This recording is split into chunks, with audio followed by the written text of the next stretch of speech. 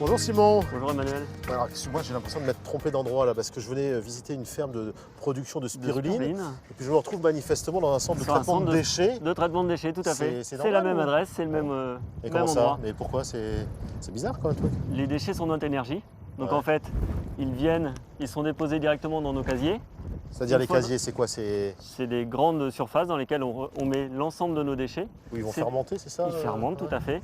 Et une fois fermenté, ça génère du biogaz. Ce biogaz, on vient le collecter et on le renvoie vers notre unité de valorisation qui génère de l'électricité et de la chaleur.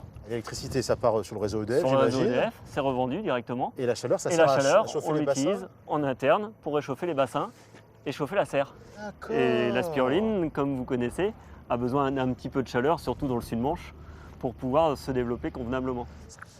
Ah, mais on dirait des serres de production de fleurs, quoi, ou de légumes, ou de choses comme ça. C'est Quoi. les mêmes. C'est C'est ça, les ouais. mêmes. Mais là, on produit des microalgues. Ah, étonnant, quoi. Ah, dans ces bassins. Et attention au choc thermique, il fait chaud.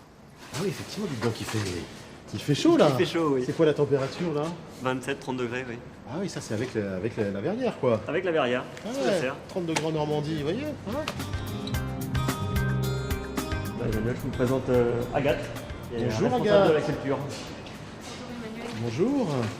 Alors, c'est ici que vous produisez la spiruline, c'est ça? Voilà, exactement. On la cultive dans des bassins pour recréer son univers naturel. On a besoin d'une température entre 30 et 37 degrés pour avoir un développement optimal de la spiruline. Ah oui, parce que dans mon esprit, la spiruline, c'est une algue qui se développe en Asie, ça, dans les mers chaudes, c'est ça Alors, c'est pas une algue marine, c'est une algue d'eau douce, D'eau douce. légèrement salée. Elle se développe dans les lacs du Tchad, d'Afrique ou d'Amérique du Sud. Ça, c'est étonnant. C'est dans ces bassins là-bas, là? Voilà, on peut aller voir. Ah bah volontiers.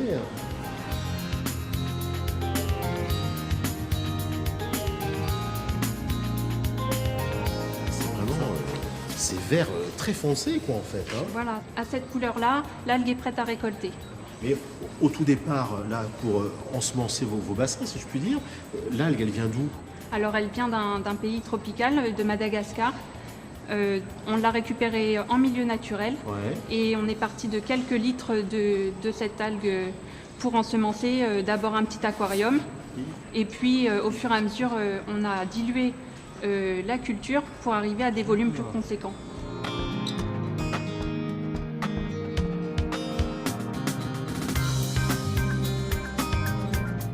Donc l'algue sort ici en forme de mayonnaise assez liquide. Donc c'est Ah un ouais. concentré d'algues minuscules.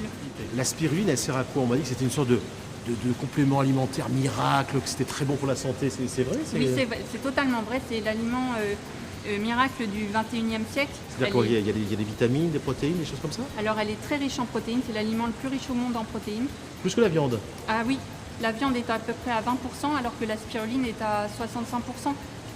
Ah, c'est formidable, ça.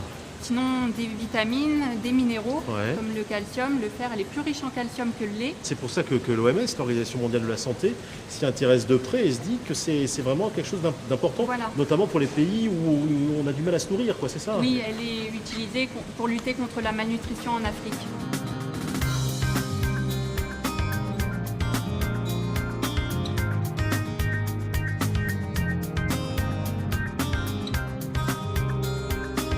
Là, vous allez avoir un condensé de spiruline fraîche. Ça, je vais être... Ravi de vous Vous allez reprendre des forces. c'est bon, hein. C'est le but.